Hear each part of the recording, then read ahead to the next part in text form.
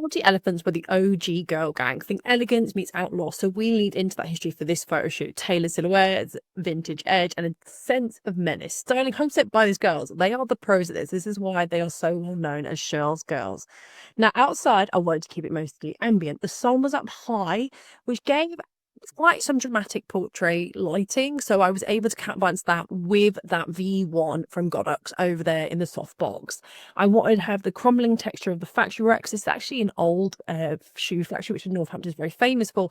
I want to have quite a contrasty image, but not to the point where it looked in keeping, is that even a word, with the context. So I did balance by ambient light. Okay, so be careful to mind your shadows if you're trying to recreate this, and look where the sun is moving. We were shooting this at 11, but it was one of the hottest days to date at the time, and it was just coming up to its high point. But because it was going through some trees where we were, and then we had that wall, we were able to sort of change it up. Now, I will say this did not feel like cosplaying or contrived. This is not a fashion fantasy. This is portrait telling.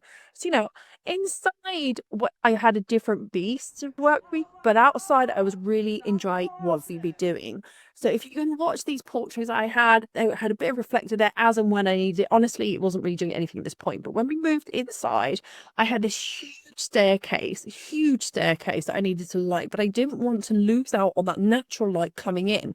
So I played around it and put my V1 from Godox really high up. I mean, I had it on one of these light stands. I didn't even know it went that high, but it did.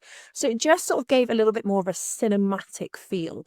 So I have to say I did slightly underexpose for the ambient, just to take away, because there's a lot of stark modernism, and I wanted to reflect a little bit more of what we were seeing. I'm not saying, like, some people, like, they try and nuke the room with loads of lights to get the drama. I'm like, I just wanted to accent. I wanted to play with it. I also wanted to darken some of the areas that were less in keeping with the theme of what we were doing. Now, when you work with the women who know themselves, directing becomes more like collaboration. I wasn't commanding poses. I was just kind of nuzzling them into places. I gave mood references. I told them the vibe and just watched them, because they are a gang. They're called Shirl's Girls, and they're really well known on the vintage scene. So they know how to pose and how to look. I am not here to tell them how to do their job. And I have to applaud them for their styling. Don't get me wrong, Shirley is probably rolls the team with an iron when it comes to styling, but all the girls love it. And I'm absolutely honoured to be asked back to photograph them. They were very keen to display this sort of criminal men's couture vibe. History meets her story. Is that a better way to say it? I don't know. Now, I enjoy shooting outside of the safety studio, because I think it's really important as we're talking to do this.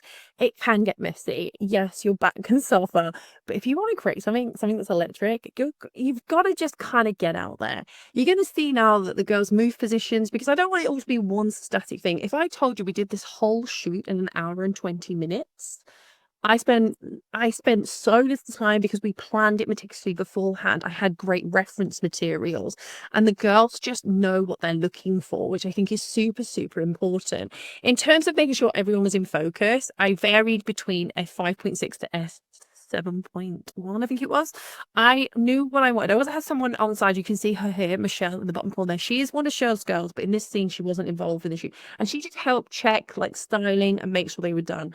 The clothing choices, oh my gosh, were just every time out the bag, the girls just kept doing it. It was so good. Now the light has shifted over here, so it moved slightly further away, but not much. Remember, we shooting this close to midday, because it's the only time we could do it. It's not ideal.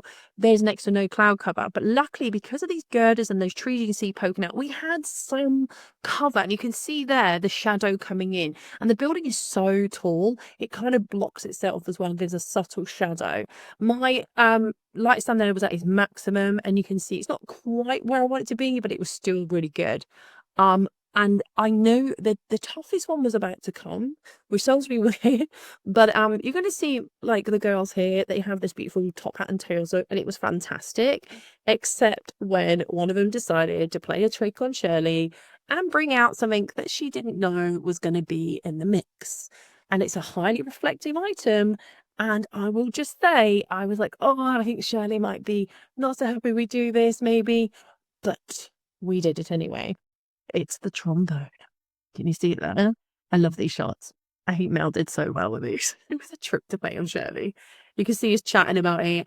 I basically was asking how she got it. She said she got it locked out. But here's Shirley none the wiser with Mel now doing their pose. And I think this is one of my favourite ones. The girls' attention to detail when it comes to styling is second to none. And now I can see why they're in such high demand. I hope this kind of maybe inspires you to get out. I will obviously have shown the images throughout.